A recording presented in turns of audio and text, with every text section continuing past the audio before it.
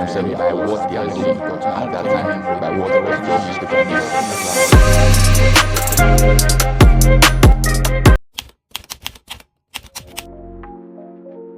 Hello, Mr. Destiny.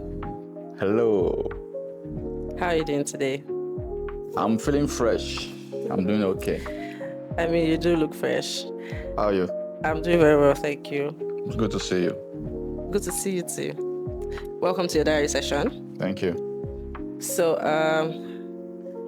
as the founder of Fluid Minds, we've seen that one thing that you're very passionate about is empowering young people. So we want you to tell us, we want to know, if you could talk to your 15-year-old self today, what are the things that you are going to tell him?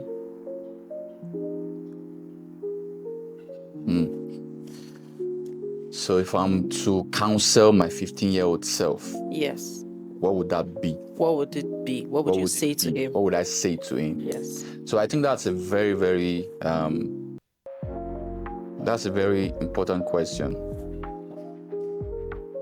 So I think to best answer the question, I will need to first of all like to maybe paint a little picture about what my 15-year-old self looked like. You know, I mean, you cannot really give advice to somebody that you don't really understand. You know, if I'm to counsel somebody, I will first of all like to understand you, understand your background, understand the things that you're going through in life. That will give me like a context to know how to counsel you, especially when it comes to self or personal development, you know. So for me, my 15-year-old was, I can remember, I think I already lost my mom then. At about 15, I was in SS2, SS3. Yeah. So for me, at 15-year-old, it was chaos. And chaos in the sense that I keep saying my mom because my mom was there for me. You know, she was the only parent that I had when it comes to upbringing. You know, she was there. So when I lost my mom, it was as if I lost everything. You know, it was as if I lost focus in life. You know, for me that was like a big deal. So it really affected the confidence I had in myself. You know, I think I spoke about, you know, my school my school intelligence when I was in primary school. You know, when I lost my mom, all of that changed. You know, because it felt as if, you know, part of me was missing. So for me, it was chaos. There was a lot of uncertainty, especially knowing that I'm the firstborn. I had siblings to look after. Yeah. You know, at that time, there were really no family people that you can trust to say, oh, this person is going to help me, this person is going to provide for me. There was nothing, literally nothing. So it was just me facing the world. It was now left for me to go into this world and be swallowed by it. You understand? So it was a lot. There was a lot of emotion. I had a lot of fears. What was my fear? How am I going to take care of my siblings? That was one of my fear. You understand? How am I going to make money? Obviously, I knew money was very important. So that thought was also coming. How am I going to make money? How am I going to survive? I could remember selling Okin mango. I can remember vividly. I can still have that picture in my head. We'll go to the farm, go to the bush, because there was a place we stayed at that time. I stayed with people who were farmers, people who provide for themselves by what they could sell from their farm produce. So I was part of that kind of upbringing. So I could remember selling mango on the street. I literally hawked mango. You get? So because that was like the life I was now faced with. Is either I do this or I can go back to the street and start begging. So these were the fears I had. But there was something I just knew I just somehow knew that life is going to be better. But when that betterness was going to come, I didn't know. So now that's like a picture of my 15-year-old self. Yeah. Now, because obviously I cannot go back to my 15-year-old self, but I know people are watching me, but I can say, you that you are 15-year-old today, I can tell you what to do based on my experience. So if you check my 15-year-old self and check where I am today, there's a gap. And what is that gap? It's the gap of experience.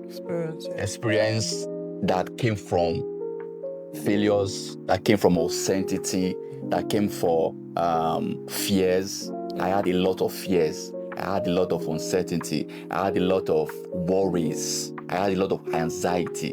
So in between those two, these are the experiences that I now use today to counsel young people. And I believe God allowed me to pass through those periods because of what we are talking about today. So if I'm going to advise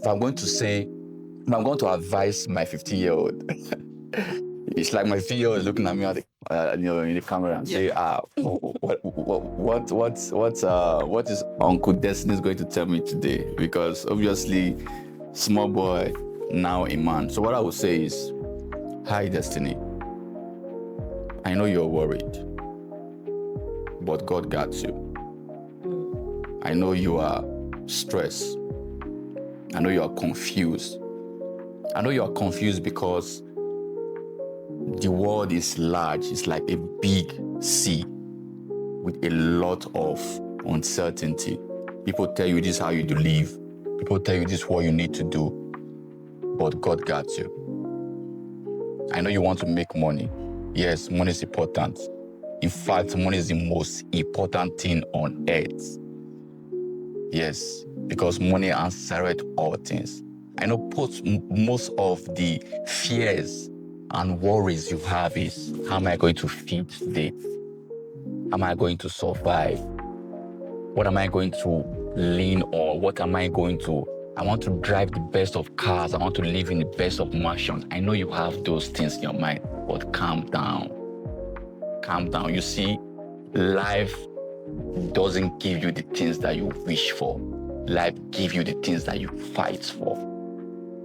Let me ask you a question. What are those things that you want to achieve? So first of all, I'll give you, this is what you need to do. You need to understand the requirements for achieving those things that you want to achieve. If you want to achieve wealth, what will it cost you? What is the requirement to achieve wealth? You want to achieve fame? If that's what you want, what is the requirement? You want to achieve freedom? Then what is the requirement? So everything you want to achieve in life comes at a cost.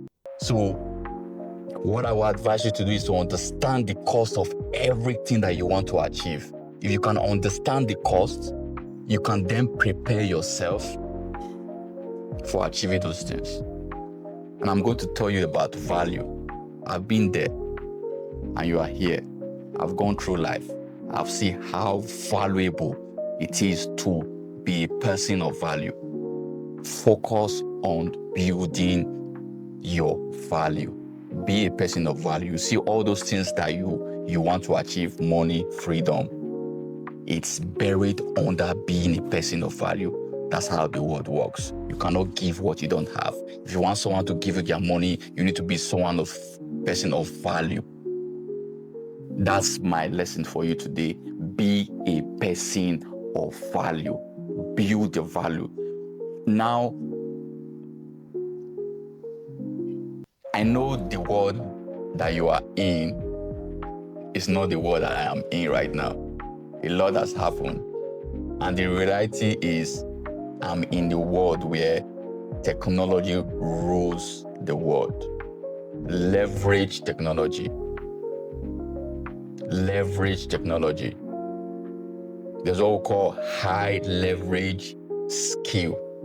Learn how to code, learn how to write, learn how to speak publicly, learn how to sell, learn artificial intelligence. These are high leverage skill. All of this is still buried under value. The world is filled with a lot of problems. Even here in Nigeria, we have a lot of unsolved problems. Pick a problem and solve it at scale, and the world will give you their money.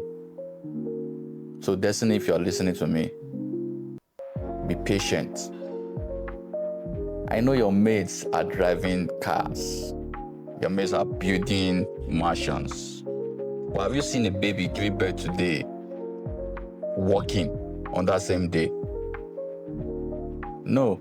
A baby doesn't, you cannot see a newborn baby walking on that same day. Because why? There's time for everything. A time will come where you have to sow. A time will come where you have to reap. A time will come where you have to sow. A time will come where you have to reap. There are seasons, there are time. So understand the seasons that you are in. And if you are in the season of building, build patiently and wait for the time for your harvest. You cannot reap opportunities you have not prepared for. Build capacity. Capacity prepares you for opportunities. God will not bring opportunities your way that He knows you are not prepared for.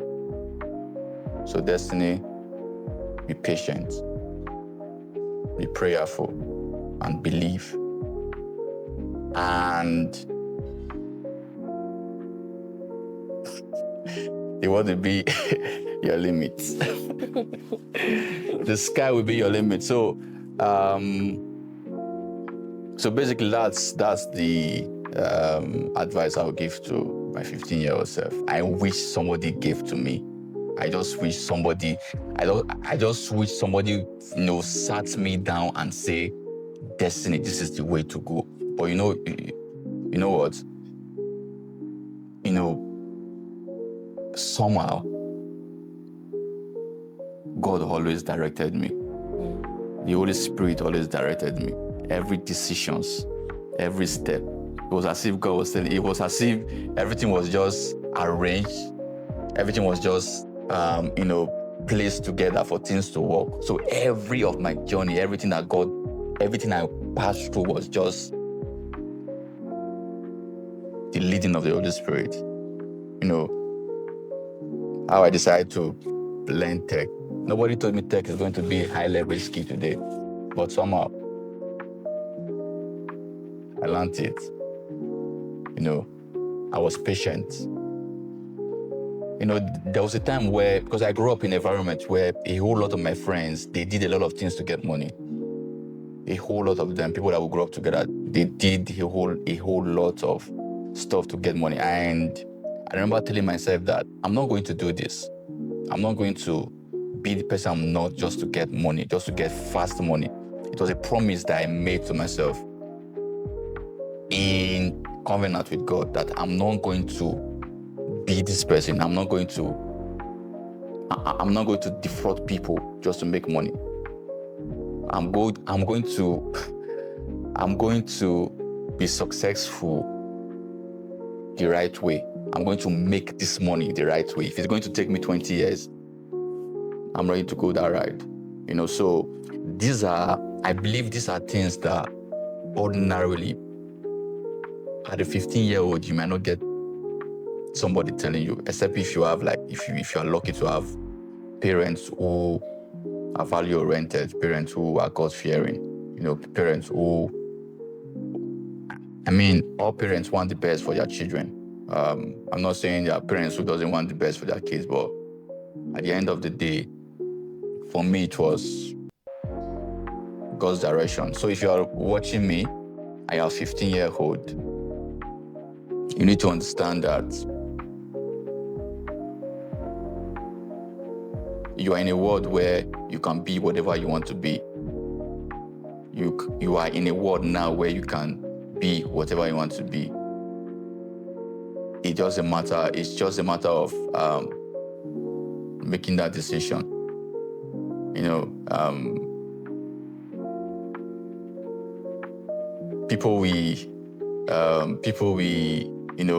Money will attract you. People will tell you oh, come and do this stuff to make money. But you can be who you want to be without going that route, without being fraudulent, without being a wayo person, without being a crook. So build value, build your value, being a person of value, be a person of value. So that's it, Peko. That's the lesson I will give to my 15-year-old self. Thank you, Mr. Destiny. No, I'm sure the worst. I mean, I think that aside your 15-year-old self, other 15-year-olds in this generation would definitely have a lot of lessons from what you just said. So thank you so much for this episode, and we'll see you in the next. All right, thank you so much. Peace out.